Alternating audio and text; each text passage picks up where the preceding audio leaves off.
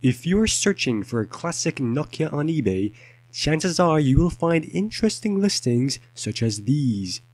Brand new phone for a suspiciously cheap price. Is there a catch? Yes, definitely yes. In this video, I will show you what you will get if you buy a fake Nokia 1600, including a teardown. So, I went ahead and purchased a brand new Nokia 1600, and this is how it came like. There are a few issues with this, and how about we compare this with a legitimate 1600. This is a legitimate 1600, and this is the brand new one. And first of all, real quick, the best way to determine if the phone is legit or not is the logo. So if we go ahead and zoom in right here, if you compare these two logos, you can tell that this one is poorly made and the real one is, well, much better. Just look at the logo. Usually the fake phone will have a crappy logo like this. So, another place to look at is the keypad. If we do a little bit of zooming here, you can see that the keypad on the fake one, the printing is really poorly made in contrast to the legitimate one, which is proper. And also, whoever did this messed up on the keypad color. This is transparent, this is black. It's supposed to be black, not transparent. The transparent one is for the gray edition of the 1600, not the black one, which this one is supposed to mimic. Now, I am sure a lot of you are wondering, what about the phone itself? What's inside? Well, first of all, let's see if there's any battery in there.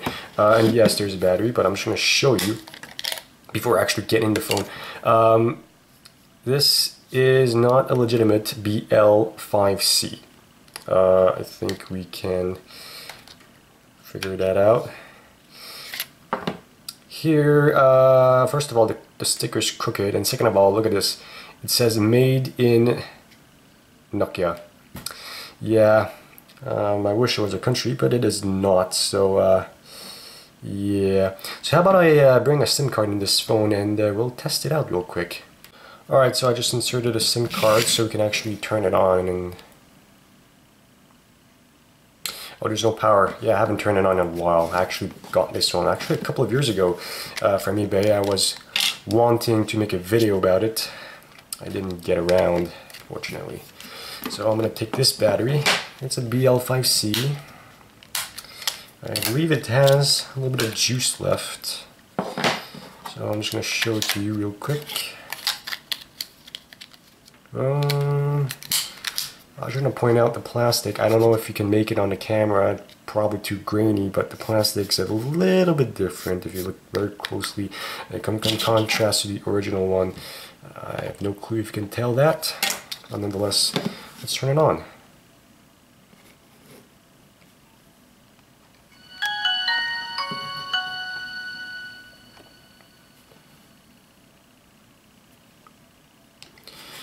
Alright, it's 9 o'clock. Yeah, sure, whatever. Time is set. So, now I may be wondering, wait a minute, this looks like a legitimate operating system. It looks like the software is legitimate. And that's because it is. The software is proper. It is proper Nokia software.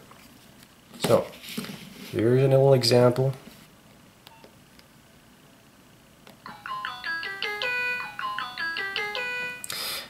Notice something? The screen on the fake one is very bad in contrast to the real one. The real one has a great screen, great colors. This one, the screen doesn't have great colors, and it appears, I can't tell for sure, but it appears that it has poor, like worse pixel density. I can't really tell for sure, but I'm just looking at it and it just feels like the pixel density is worse on the fake one. Right, so now that we have that established, what is going on? What is all this? So, does this work? Yes. If all you're curious, the phone that works, it works. But I'd recommend the legit one in contrast to the fake one, because the fake one, the outer plastic is not good quality. For instance, there's a crack right here. I can't, can you tell there's a crack? There's a crack. The plastic's not supposed to crack, and it didn't hit anything particularly hard. So the outer plastic of the fake one is, you know, not good. It's bad plastic, whereas this one, the legitimate one, has much higher quality plastic. So we have to keep that in mind. So what exactly is going on in here?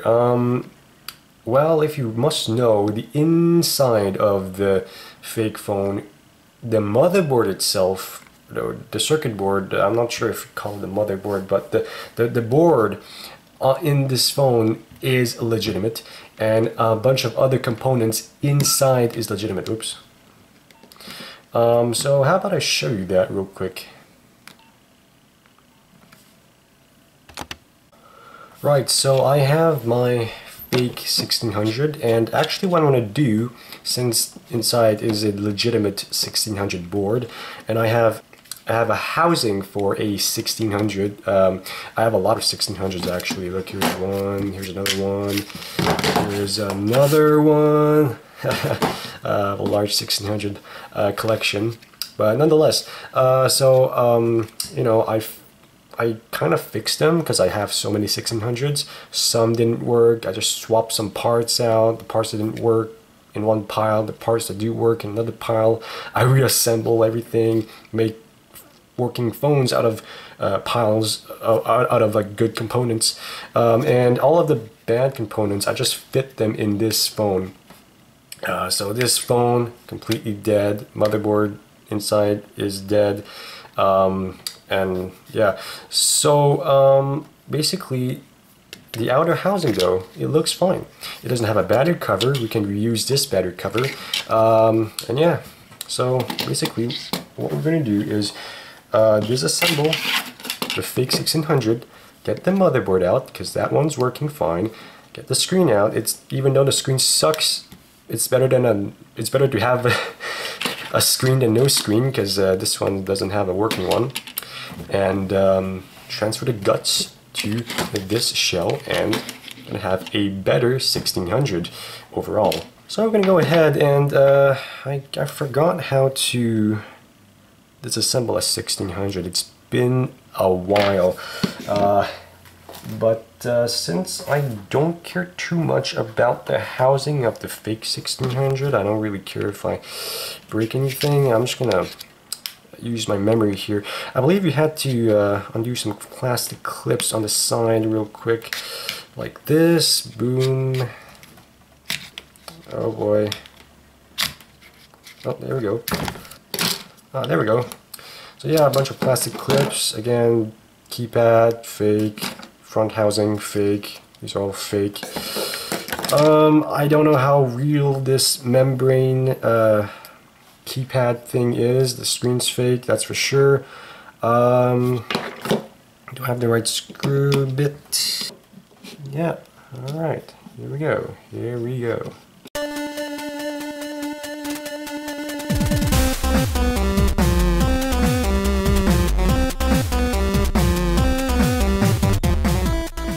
Right, so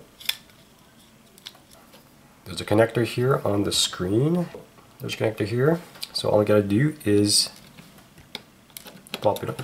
The motherboard is pop it off. The screen is good. It's working. It's fake, but it's working, so that's good enough for me. This is I don't know if this is, if I'll keep this, I'll see. And the motherboard, as I mentioned, this is legitimate. So as you can see, I mean, there's nothing much to see, but I'm just saying this board is a legitimate board as far as I can tell. And here's the scummy part. So when you go on eBay and you buy a brand new phone, you'd think that, okay, the phone might not be brand new. It's like aftermarket, cheap housing, fake housing, but at least you can at least say it's refurbished, right? No, it's not refurbished. Look at the state of this speaker. Look at how dirty that is. I would not call this refurbished. This is real dirty. Yeah, no chance. So all I gotta do now is grab my good parts. This one and the screen, and I think that's all I need. I might need this, but maybe not. Speaker, I'll see if I'll need to swap the speakers out. And yeah, so I will do exactly the same on the other phone.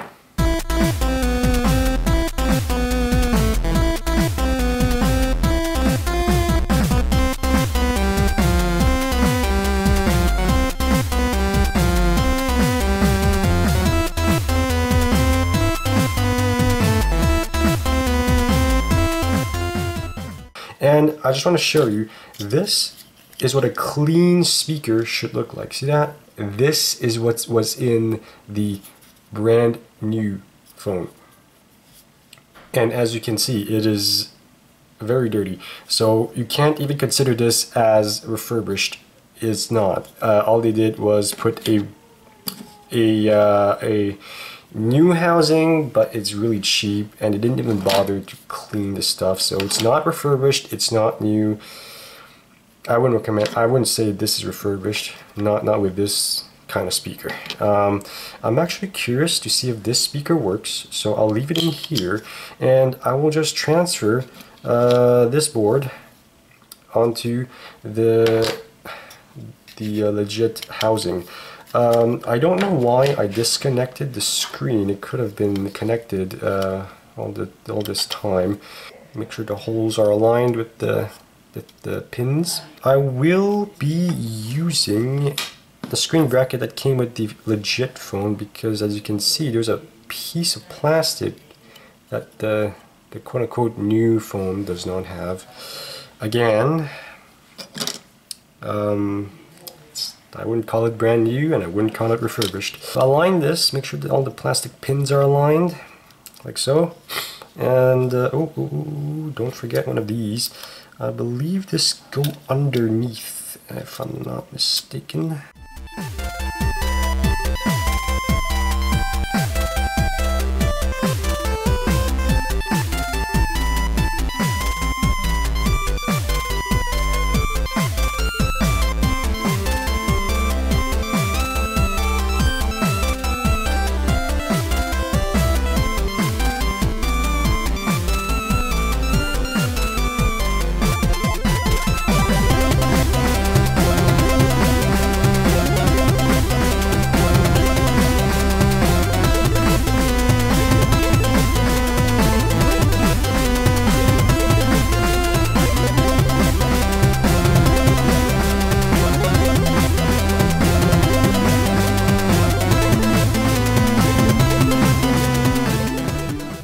Final product after all this ordeal, we get ourselves a working, legitimate Nokia 1600. Well, as legitimate as it can be. The screen is still the bad screen, but hey, the phone works fine.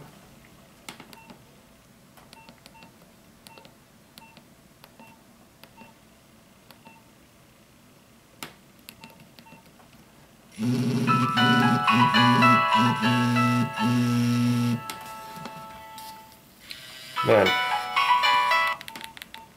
where is espionage?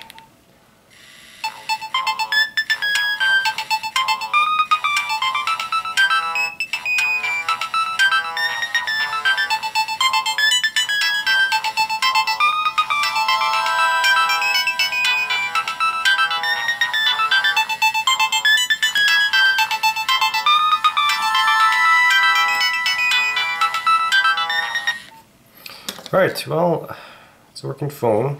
I don't know what else to tell you. And did I say speaker? I meant I might have mentioned this as a speaker. I think there's also some vibration motor in it. It's not only a speaker, it's like speaker, vibration motor combo, or whatever. Whatever.